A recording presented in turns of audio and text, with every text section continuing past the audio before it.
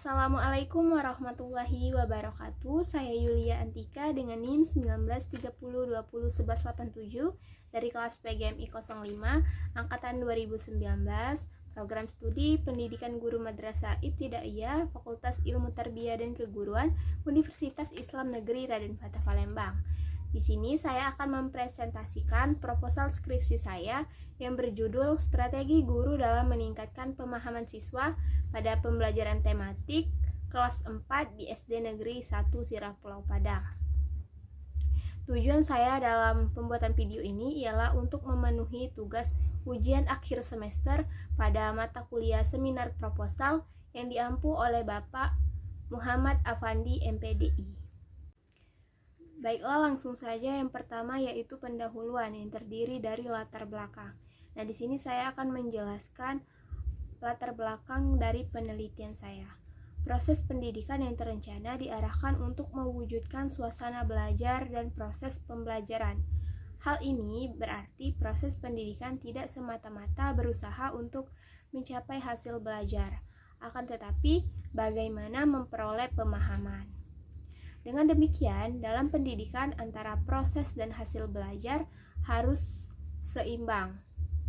Adapun hal yang terpenting dalam kegiatan pembelajaran adalah terjadinya suatu proses sehingga pemahaman materi secara konseptual dan prosedural dapat tercapai secara memuaskan. Berdasarkan hasil observasi awal yang saya lakukan di kelas 4 SD Negeri 1 Sirah Pulau Padang, saya melakukan observasi pada saat proses pembelajaran berlangsung di kelas. Di kelas, situasi belajar di kelas yang masih monoton dan satu arah. Peserta didik fasih dan tidak memperhatikan penjelasan yang disampaikan guru. Mereka sibuk bermain bersama temannya, sehingga pemahaman siswa pada pembelajaran tematik kurang memuaskan. Dan antusias siswa kelas 4 dalam pembelajaran tematik juga masih rendah. Yang kedua yaitu identifikasi masalah. Berdasarkan latar belakang yang telah diuraikan, maka permasalahan pada penelitian ini dapat diidentifikasi sebagai berikut. Yang pertama yaitu rendahnya pemahaman siswa terhadap pembelajaran tematik. Yang kedua, kurangnya perhatian siswa pada saat proses pembelajaran tematik. Yang ketiga, antusias peserta didik atau siswa dalam pembelajaran tematik masih rendah. Yang ketiga yaitu batasan masalah. Nah, untuk mempermudah penelitian dan tidak menimbulkan penafsiran yang berbeda-beda, maka penelitian ini memfokuskan pada masalah strategi guru dalam meningkatkan pemahaman siswa pada pembelajaran tematik kelas 4 di SD Negeri 1 Sirah Pulau Padang. Nah, yang keempat yaitu rumusan masalah. Berdasarkan uraian pada latar belakang, maka dirumuskan masalah penelitian sebagai berikut. Yang pertama yaitu bagaimana strategi guru untuk meningkatkan pemahaman siswa pada pembelajaran tematik kelas 4 di SD Negeri 1 Sirah Pulau Padang. Yang kedua yaitu kendala apa saja yang dihadapi guru dalam meningkatkan pemahaman siswa pada pembelajaran tematik kelas 4 di SD Negeri 1 Sirah Pulau Padang. Nah, yang kelima yaitu ada tujuan penelitian. Tujuan penelitian ini yaitu untuk menjawab rumusan masalah yang sudah dipaparkan oleh peneliti tadi. Adapun tujuan penelitian ini yaitu yang pertama untuk mengetahui strategi guru dalam meningkatkan pemahaman siswa pada pembelajaran tematik kelas 4 di SD Negeri 1 Sirah Pulau Padang. Yang kedua yaitu untuk mengetahui kendala apa yang dihadapi guru dalam meningkatkan pemahaman siswa terhadap pembelajaran tematik kelas 4 di SD Negeri 1 Sirah Pulau Padang. Yang keenam yaitu manfaat penelitian. Hasil dari penelitian ini diharapkan dapat memberikan manfaat baik secara teoritis maupun praktis. Adapun manfaat secara teoritis yaitu penelitian ini dapat dijadikan bahan informasi sebagai masukan bagi lembaga-lembaga pendidikan yang berguna meningkatkan mutu pendidikan, khususnya bagi para pendidik agar dapat meningkatkan pemahaman siswa terhadap pembelajaran tematik. Manfaat penelitian ini secara praktis terdapat 5, yaitu ada bagi peserta didik, bagi guru, bagi sekolah, bagi peneliti, dan bagi peneliti selanjutnya. Bagi peserta didik, penelitian ini diharapkan dapat meningkatkan pemahaman siswa pada pembelajaran tematik dan dapat memberikan pengalaman secara langsung terhadap strategi guru. Yang kedua, bagi guru, penelitian ini diharapkan dapat menentukan solusi dalam memecahkan masalah yang dihadapi dalam pembelajaran dan memberikan pengalaman kepada guru. Manfaat bagi sekolah yaitu dapat menjadi acuan untuk meningkatkan mutu belajar di sekolah. Yang keempat, bagi peneliti diharapkan dapat menambah wawasan dan pengetahuan mengenai strategi guru dalam meningkatkan pemahaman siswa.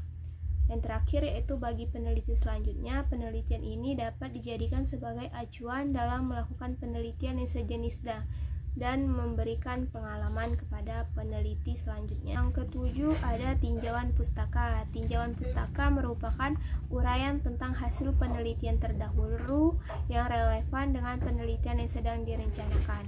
Hal ini dimaksudkan agar tidak terjadi lagi pengulangan dalam penelitian.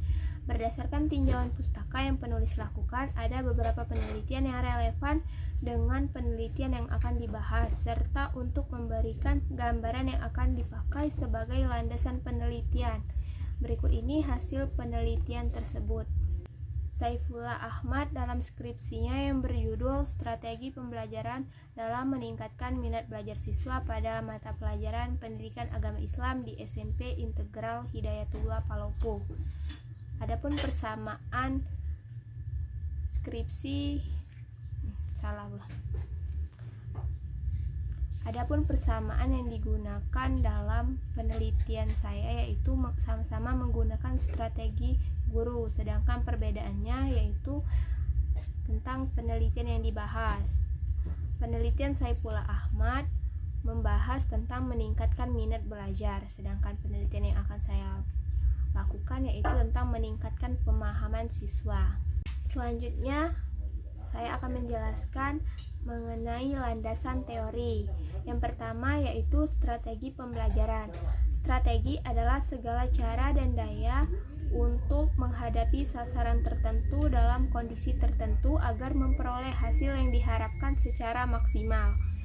Sedangkan pembelajaran adalah upaya untuk membelajarkan seseorang atau kelompok orang melalui berbagai upaya dan berbagai strategi, metode, dan pendekatan ke arah pencapaian tujuan yang telah direncanakan. Jadi, dapat disimpulkan bahwa strategi pembelajaran adalah suatu rangkaian kegiatan untuk pembelajaran yang di dalamnya tertera indikator, tujuan pembelajaran, kegiatan pembelajaran, dan penilaian untuk mencapai tujuan pembelajaran. Selanjutnya yaitu tentang prinsip penggunaan strategi pembelajaran dalam pendidikan. Guru perlu memahami prinsip-prinsip umum penggunaan strategi pembelajaran. Adapun prinsip penggunaan strategi pembelajaran antara lain adalah sebagai berikut. 1. Berorientasi pada tujuan. 2. Aktivitas. 3. Individualitas. 4. Integritas. Selanjutnya yaitu jenis-jenis strategi pembelajaran. Adapun jenis-jenis strategi pembelajaran ada 5. Yang pertama yaitu strategi pembelajaran langsung atau direct instruction. Yang kedua, strategi pembelajaran tidak langsung atau indirect instruction. Ketiga, strategi pembelajaran interaktif. Yang keempat, strategi pembelajaran melalui pengalaman atau experience learning. Yang terakhir yaitu strategi pembelajaran mandiri. Nah, selanjutnya yaitu tentang pemahaman. Pemahaman merupakan kemampuan untuk memahami apa yang sedang dikomunikasikan dan mampu mengimplementasikan ide tanpa harus mengaitkannya dengan ide yang lain, dan juga tanpa harus melihat ide tersebut secara mendalam. Faktor yang mempengaruhi pemahaman siswa. Terdapat 2 faktor, yaitu faktor internal dan faktor eksternal. Faktor internal yaitu faktor yang berasal dari diri sendiri. Faktor internal terbagi menjadi faktor jasmania dan faktor psikologis. Faktor jasmania meliputi keadaan panca indera yang sehat. Faktor psikologis yaitu kecerdasan, minat, bakat, dan potensi yang dimiliki. Yang kedua yaitu faktor eksternal, yang itu faktor yang berasal dari luar. Ada dua, yaitu faktor sosial meliputi lingkungan sekolah, lingkungan keluarga, dan lingkungan masyarakat. Yang kedua yaitu faktor budaya meliputi adat istiadat, teknologi, dan kesenian. Yang ketiga yaitu membahas tentang pembelajaran tematik. Pembelajaran tematik adalah pembelajaran yang memadukan antara berbagai mata pelajaran atau bidang studi yang menggunakan tema tertentu. Selanjutnya yaitu keuntungan dan kekurangan pembelajaran tematik. Adapun keuntungan dari pembelajaran tematik ini antara lain yaitu dapat lebih memfokuskan diri pada proses pembelajaran dari hasil pembelajaran. Kedua, merangsang penemuan dan penyelidikan mandiri di dalam dan di luar kelas. Sedangkan untuk kekurangan pembelajaran tematik yaitu yang pertama terlihat pada aspek guru, yaitu guru harus berwawasan luas. Yang kedua pada aspek siswa, yaitu membuat kemampuan belajar siswa yang relatif baik. Yang ketiga aspek kurikulum, yaitu kurikulum harus luas. Bagian proposal skripsi yang terakhir yaitu metode penelitian. Metode penelitian ini terdiri dari satu, jenis dan desain penelitian. Jenis penelitian yang digunakan yaitu penelitian kualitatif. Penelitian melakukan pengamatan langsung untuk mengamati secara langsung kondisi yang ada di lapangan. Adapun metode yang digunakan dalam penelitian ini adalah metode kualitatif deskriptif, sesuai dengan permasalahan yang menjadi fokus dalam penelitian ini, yaitu gambaran deskriptif mengenai strategi guru dalam meningkatkan pemahaman siswa pada pembelajaran tematik kelas 4 di SD Negeri 1 Sirapulo Padang dengan metode kualitatif deskriptif yang didapat lebih benar dan sangat akurat dari suatu keadaan. 2. Waktu dan tempat penelitian. Penelitian ini dilaksanakan pada sejak dikeluarkannya surat izin penelitian dalam kurun waktu kurang lebih 2 bulan. Tempat penelitian ini dilaksanakan di SD Negeri 1 Sirapulo Padang. Pemilihan lokasi tersebut didasarkan atas relevansi masalah yang diteliti. 3. Jenis data dan sumber data. Jenis data yang digunakan pada penelitian ini adalah data kualitatif yang berisi analisa kondisi saat ini, sehingga membantu dalam menemukan permasalahan, misalnya wawancara. Sumber data dalam penelitian ini terdiri dari 2 jenis, yaitu 1 sumber data primer dan 2 sumber data sekunder. Sumber data primer dalam penelitian ini ialah wawancara kepada siswa mengenai kesulitan mereka dalam memahami materi, dan wawancara dengan guru kelas 4 dan kepala sekolah SD Negeri 1 Sirapulo Padang. Sumber data sekunder dalam penelitian ini ialah sebuah data yang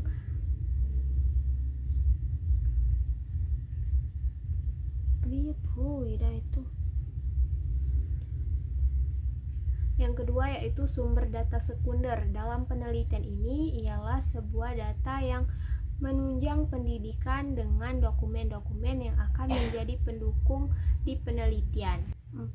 Teknik pengumpulan data. Teknik pengumpulan data yang akan digunakan pada penelitian ini terdiri dari 3 jenis, yaitu observasi, wawancara, dan dokumentasi. Observasi merupakan teknik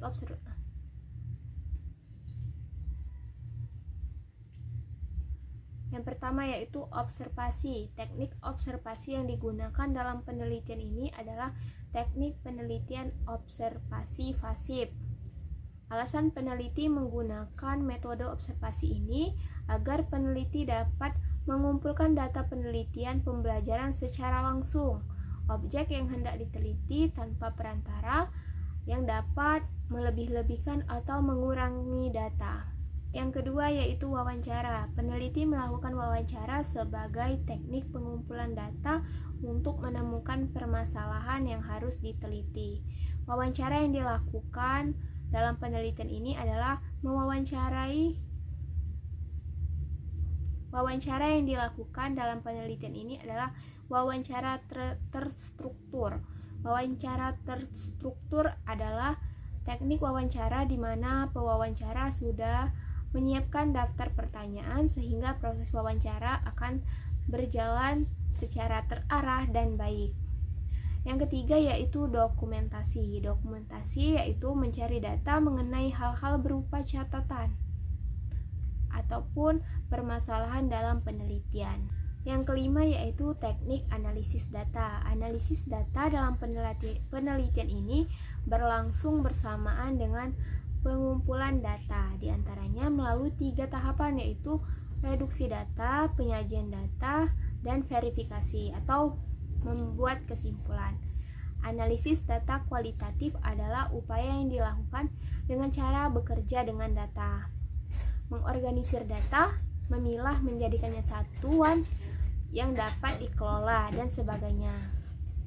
Yang pertama yaitu reduksi data. Mereduksi data berarti merangkum, memilah hal-hal yang pokok, memfokuskan pada hal-hal yang penting yang dicari di tema dan polanya.